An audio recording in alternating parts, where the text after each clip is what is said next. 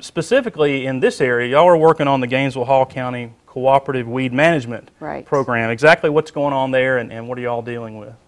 Well, let me back up and just explain. The Gainesville-Hall County Cooperative Weed Management Area is sort of a new concept. It's a partnership between the City of Gainesville and Hall County governments, nonprofits, state and federal agencies, all kind of working together, because we realized that if I control kudzu on the park and city property adjoining the park has kudzu growing on it, I haven't really solved the problem, because it's just going to come back across the border. It doesn't. These plants don't really know boundaries, and so we're trying to work together across boundaries to solve the problem, cooperatively.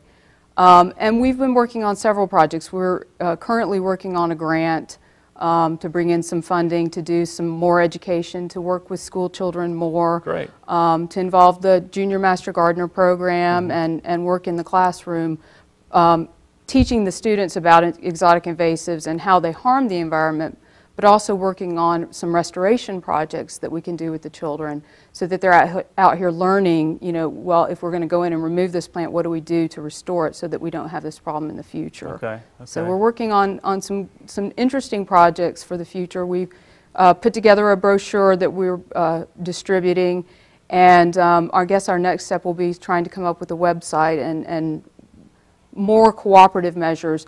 There's not a lot of help for landowners as far as funding from any of the agencies right now. We've been working with several different groups to try and come up with some grant fundings or assistant programs for landowners to help them work with these plants on their property. Yeah, that's the real challenge. I mean, what can the average citizen do to protect their property and try to combat these invasive plants? How can they get involved? Well, one of the first things that you should do is learn what the plants are in your area.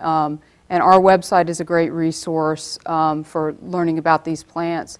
The Georgia Exotic Pest Plant Council has a great list for the state of Georgia as well.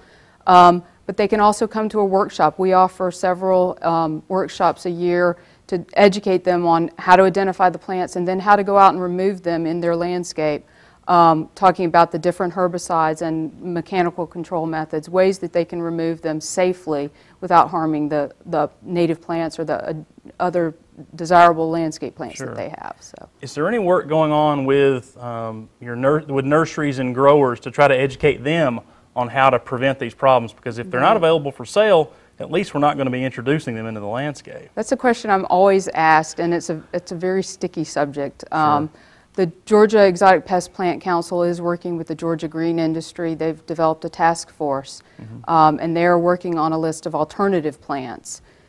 Several growers in Georgia have agreed not to grow sort of the top 10 worst invasive plants, but there's a lot of work that needs to be done. As you said, the ones that we're looking for in our landscapes are ones that grow easily, flower profusely, all the wonderful things we like about our landscape plants have tendencies towards being invasive.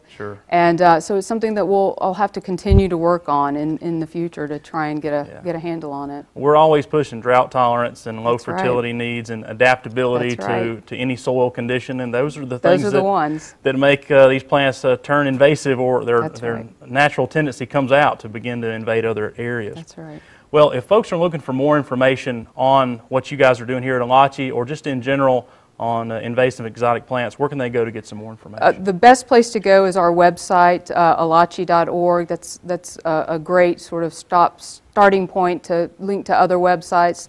The Georgia Exotic Pest Plant Council's website as well has wonderful materials and links to various other sites with lots of helpful information. Well, great. Well, Cynthia, thanks for being with us today. I greatly appreciate it. Thank you. The Elachee Nature Science Center does lots of great things in our community. Today we visited with Cynthia about exotic invasive plants and the work they're doing there in trying to prevent and remove exotic invasives in the Gainesville-Hall County area. But they offer lots of other great programs as well. They do a super job in environmental education with thousands of school-age children coming through every year. They have walking trails, they have educational classes, they do their annual Snake Day and Earth Day events. Really terrific things going on here at Elachee. Again, we appreciate them letting us be here today, and we hope that you'll check out their website at elachee.org.